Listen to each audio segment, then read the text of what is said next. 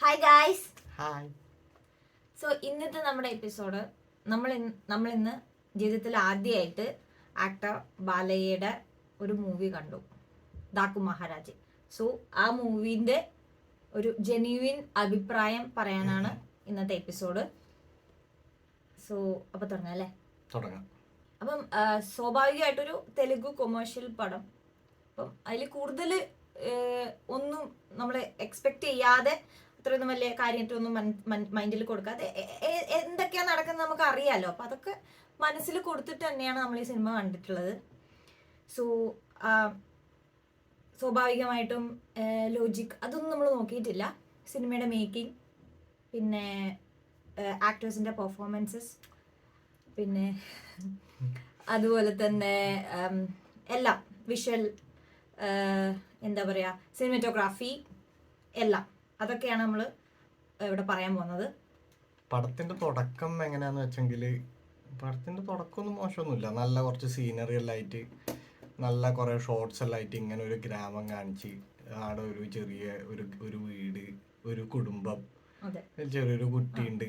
അപ്പൊ കുട്ടിയുടെ ഇത് നായി എവിടെയോ കയറി പോകുന്നു. സോ സിനിമേന്റെ തുടക്കം, ഇൻട്രോ സീൻസ് ഒക്കെ, അതായത് സിനിമയുടെ ഇൻട്രോ സീൻസ് ഒക്കെ അടിപൊളിയാണ്. നല്ല ക്യാമറ, ഭയങ്കരമായിട്ട് ഇഷ്ടപ്പെട്ടു. അതെ, ക്യാമറ ആംഗിൾ കൊള്ളാം. പിന്നെ കളർ ഗ്രേഡിയൻസ് എല്ലാം അടിപൊളിയാണ്, ഒന്നും പറയാനില്ല. നല്ല ഷോട്ടുകളാണ്, എല്ലാം സൂപ്പറാണ്. പിന്നെ BGM ഒരു രക്ഷയില്ല, നല്ല അടിപൊളി BGM ആണ്. അതെ, നല്ലൊരു ഇതുവരെ കേൾക്കാത്ത ഒരു വെറൈറ്റി BGM തന്നെയാണ് ഉണ്ടായത്. മ്യൂസിക്കും എല്ലാം അടിപൊളിയാണ്. പിന്നെ അപ്പോൾ നമ്മൾ ഒരു സിനിമ കാണുമ്പോൾ നമ്മൾ സ്വാഭാവികമായിട്ടും ഒരു നായകൻ്റെയും നായികയുടെയൊക്കെ ഇൻട്രോ ഒക്കെ ആ ഒരു അവരുടെ പെർഫോമൻസ് നമ്മൾ ശരിക്കും ആഗ്രഹിച്ച്, എന്താ പറയുക, നമ്മൾ വെയിറ്റ് ചെയ്തിരിക്കും. ഇവിടുത്തെ പ്രശ്നം എന്താണെന്ന് വെച്ച് കഴിഞ്ഞാൽ, ഇതിലെ നായകൻ മാസാണോ കാണിക്കുന്നത്, ക്ലാസ് ആണോ കാണിക്കുന്നത്, എന്താണ് ഇത്, ദേഷ്യമാണോ, സങ്കടമാണോ, അതോ ടെററാണോ, ഒന്നും നമുക്ക് മനസ്സിലാവില്ല. ഈ പടത്തിൽ എന്തിനൊരു നായകൻ തന്നെ തിരിയുന്നില്ല. ശരിക്കും പറഞ്ഞാൽ ഒരു എക്സ്പ്രഷനും ഇല്ല, ഒരു ക്ലാസ് ഇല്ല. അല്ലെങ്കിൽ നമുക്കൊരു എത്രയും ഒരു കൊമേഴ്ഷ്യൽ പടം വരുന്ന സമയത്ത് നമ്മൾ ആ ഒരു BGMന്റെ ആ ഒരു ഫ്ലോയിൽ വരണം, ആ ഒരു ആക്ഷൻ സീക്വൻസസ് ഒക്കെ ആ ഫ്ലോയിൽ വരണം. അതൊന്നുമില്ല. ഒരു സ്ഥായി ഭാവം. നമ്മളെ പണ്ടേ മറ്റേ ഫ്രണ്ട്സിലെ സിനിമയിലെ ക്ലൈമാക്സിലെ ജയറാമിനെ പോലെ ഇല്ലേ, അതേപോലെ ഇങ്ങനെ ഇരിക്കും. മറ്റേ പാട്ടിലോട്ടുണ്ട് കടൽ കാറ്റിന്റെ രണ്ട് എക്സ്പ്രഷൻ ഉണ്ട്. ഒന്ന് ഒരു ചിരി, രണ്ടാമത്തത് ഇങ്ങനെയൊരു നോക്കല്.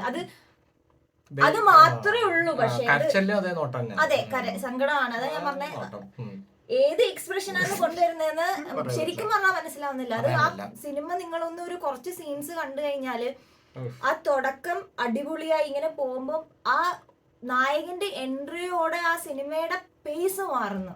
അതെ, അത് തുടക്കം ഇപ്പൊ നമുക്കൊരു റേറ്റിംഗ് ഇപ്പൊ ഒരു 10 ഒരു 8 കൊടുക്കാൻ പറ്റും. നായകന്റെ എൻട്രിയിൽ അതൊരു -8 എത്തും. കഴിഞ്ഞു. പിന്നെ ആ പടം കാണാൻ കഴിയില്ല. അത് റിവ്യൂ ചങ്ങായി വന്നു കഴിഞ്ഞാൽ പിന്നെ ആ പടം ഒന്നും ചെയ്യാൻ കഴിയില്ല. ഈ ചങ്ങായി വന്നിട്ട് ഇങ്ങനെ വരുന്നു പോകുന്നു. മാസല്ല എന്റെ മോനെ, ഒരു മാസ ഡയലോഗ് എല്ലാം പറയാൻ ശ്രമിക്കുന്നുണ്ട്. എങ്ങനെയല്ലോ മാസ് ഡയലോഗ് അയ്യോ, മൊക്ക ഡയലോഗ്സ് ആണ്, എല്ലാം മൊക്ക ഡയലോഗ്സ് ആണ്. നമ്മളിങ്ങനെ പറയാറില്ല, ലൈക്ക് നീ അത് കുറിച്ചു വെച്ചോ, അല്ലെങ്കിൽ അടിവരെ ഇട്ട് വെച്ചോ, കൊല്ലും. അതിന്റെ ഇംഗ്ലീഷ് വേർഷൻ ആണ്, ലൈക്ക് അണ്ടർലൈൻ, അണ്ടർലൈൻ. അതൊരു മാസാണ് എന്ന് നമുക്കത് മനസ്സിലാവുന്നില്ല, അത് എക്സ്പ്രസ് ചെയ്യുന്നില്ല. Dialogue delivery so bad. ശരിക്കും പറഞ്ഞു കഴിഞ്ഞാൽ ആ ബാഡ് എന്ന് പറയണ്ട, ഡയലോഗ് ഡെലിവറി ഇല്ല. ഇതിങ്ങനെ എന്തോ പറയുന്നു. ഒരു മാസ സീനിലെല്ലാം വന്നിട്ട് ഇങ്ങനെ കൊയഞ്ഞിരുന്നിട്ട് എന്തെല്ലോ ബഗിഡ് പറയുന്നു. പിന്നെ എനിക്ക് തോന്നിയിട്ടുള്ള കുറെ വേറെ ഇതിനു മുമ്പ് നമ്മൾ കണ്ട കുറെ ഇതുപോലെ കൊമേഴ്ഷ്യൽ പടങ്ങളുടെ സീക്വൻസസ് ഇതിൽ വരുന്ന പോലെ എനിക്ക് തോന്നിയിട്ടുണ്ട്.